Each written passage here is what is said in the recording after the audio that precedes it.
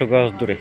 আমি সেই মাজার কমপ্লেক্সের পেছন ভাগটা আপনাদেরকে যে দেখাচ্ছি, আর এই যে এই সাইডে আমি প্রবেশ করছি। এই যে দেখুন কি সুন্দর মাজার ভবনটি, আর ভিতরের পরিবেশ কিন্তু আরও বেশ সুন্দর। এই যে দেখতে পাচ্ছেন একেবারে কারো কাজ করা, ডিজাইন করা কি সুন্দর মাজার ভবনটি। আর ওই দিকে হলো সম্মুখের গেট। এই যে মুসল্লি ভাই তিনি কিন্তু জিয়ারত করার কাজে ব্যস্ত আছেন। তো বন্ধুরা, ভালো থাকুন, সুস্থ থাকুন। আল্লাহর অলির মাজারে অসংখ্য কারামত সম্পন্ন ইংরেজ আমলের এই মহান সুফি সাধকের দরবারে আসবেন। এই যে এখানে তার পরিচিতি, ডিটেলস এবং তার বংশ তালিকা এখানে দেওয়া আছে। সেরাগে চট্টগ্রাম, কুতুবুল আক্তাব, সুলতানুল আগিয়াস, শাহনশাহে বেলায়েত, শাহনশাহে আদালত হযরত শাহ সুফি আমানত খান রহমতুল্লাহ আলাইহি, হযরত শাহ সুফি শাহজাদা আনোয়ার খান রহমতুল্লাহ আলাইহি, হযরত শাহ সুফি শাহজাদা আলেপ খান রহমতুল্লাহ আলাইহি। এভাবে নিচের দিকে নেমে গেছে তার বংশধরদের যে তালিকা এখানে দেওয়া আছে। আর এখানে হযরত শাহ সুফি আমানত খান রহমতুল্লাহ আলাইহির সংক্ষিপ্ত জীবনী বংশ তালিকা।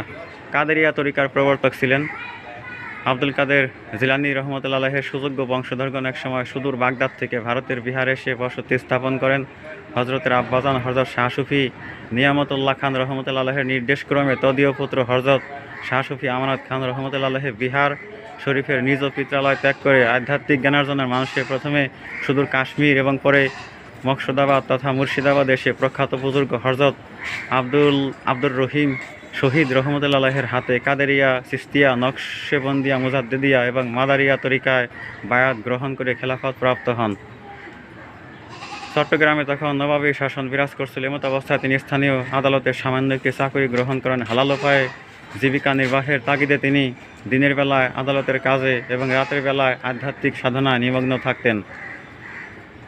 ইতিমধ্যে একজন অসহায় ব্যক্তিকে সাহায্য করতে গিয়ে চট্টগ্রাম শহরের সদর ঘাটে বসে রুমাল দিয়ে নৌকা বানিয়ে চোখের পলকে সুদূর সন্দ্বীপ থেকে মামলা মোকদ্দমার দলিলপত্র এনে আদালতে হাজির করার ঐতিহাস্য ঘটনার তার আধ্যাত্মিক মাহাত্ম্য জনসমক্ষে প্রকাশ হয়ে গেলে তিনি আদালতের চাকরি ছেড়ে দিয়ে লালদিঘির পূর্ব পারস্থ একটি নিরিবিলি স্থানে খানকা স্থাপন করে আধ্যাত্মিক কার্যকলাপ চালিয়ে যেতে থাকেন। পরবর্তীকালে উক্ত খানকা শরীফ সমাজের নিপীড়িত, নিগৃহীত, দারিদ্র ক্লিষ্ট, একান্ত অসহায় ব্যক্তিদের তীর্থকেন্দ্রে পরিণত হয়। অতঃপর শাহ সুফি আমানত খান রহমতুল্লাহ তদীয় একমাত্র সাহেবজাদা হযরত শাহজাদা আনোয়ার খান রহমতুল্লাহের হাতে খানকা শরীফের ভার অর্পণ করে হিজরি 1187 সনের পহেলা জিলহজ খানকা শরীফে রেসালত প্রাপ্ত হন। এতদ অঞ্চলে এবং বিভিন্ন দেশে হজরতের অসংখ্য মুরিদ এবং খলিফা রয়েছেন।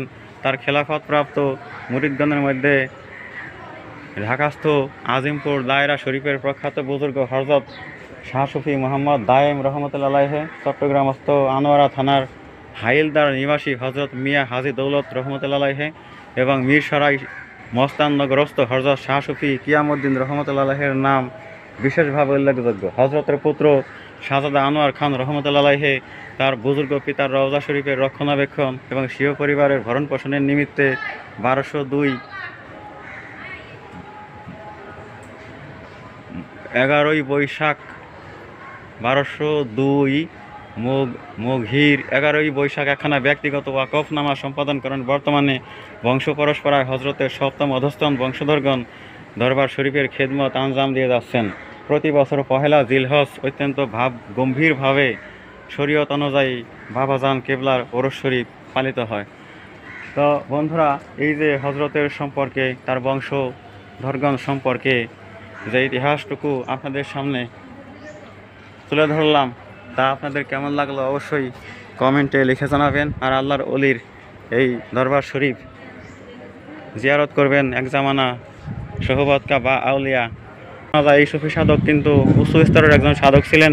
আরেক ঘটনা জানা যায়, ইংরেজ আমলে এক মহিলার এক বাচ্চাকে চাকরি পাওয়াতে চান মহিলা, কিন্তু বাচ্চা অশিক্ষিত। তখন আমানত শাহ সুফি রহমতুল্লাহ সাহেবের কাছে গেলেন।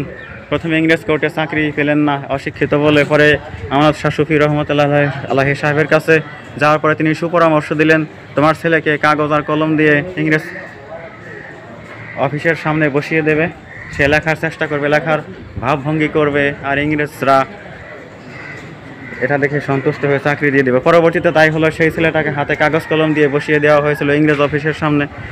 ইংরেজ অফিসার জিজ্ঞেস করলো, দয়া হলো, বলল যে তুমি এখানে এইভাবে কি করছো? বললো যে আমি চাকরি করতে চাই, কিন্তু আমি লেখাপড়া জানি না।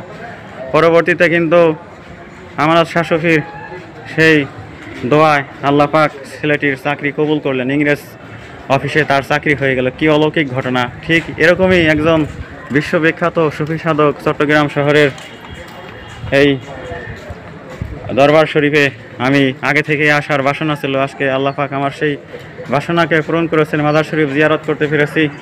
আপনারা চট্টগ্রাম শহরে আসলে লাল দিঘি, যে ঐতিহাসিক দিঘি, সে দিঘি থেকে বের হয়ে একটু সড়কের ভিতর দিয়ে প্রবেশ করে রাস্তার বাম পাশে কিন্তু এই বিশাল চত্বর, এখানে আমানত শাহ শফি রহমতুল্লাহ সাহেব গভীর ঘুমে আছেন, আল্লাহ পাকের সাধনায় রত আছেন, আল্লাহ পাকের সান্নিধ্যে তিনি বেহেশতে অবস্থান করতেছেন। তার আল্লাহ পাক যেন ওনাকে আরও উচ্চ মাকাম দান করেন, এই দোয়া করি। তিনি সাধক ব্যক্তি, তিনি দুনিয়াও যেমন সাধক, তিনি আখিরাতেও সাধক। আল্লাহ পাকের প্রিয় দোস্ত, আল্লাহর সান্নিধ্যে আছেন। আর সেই আল্লাহ পাকের ওসিলায়, সেই আল্লাহ পাকের অলির সেই মহান সাধক আমানত শাহ রহমতুল্লাহ সাহেবের ওসিলায় আল্লাহ পাক যেন আমাদের জীবনকে সুন্দর করেন, সুখী করেন, এরূপ প্রত্যাশা রেখে আর চ্যানেলে সাবস্ক্রাইব করার আবেদন রেখে আমি এই ভিডিও এখানেই মোহাম্মদ রফিকুল ইসলাম ক্লোজ করে দিচ্ছি। ধন্যবাদ, সবাই সুখী হন।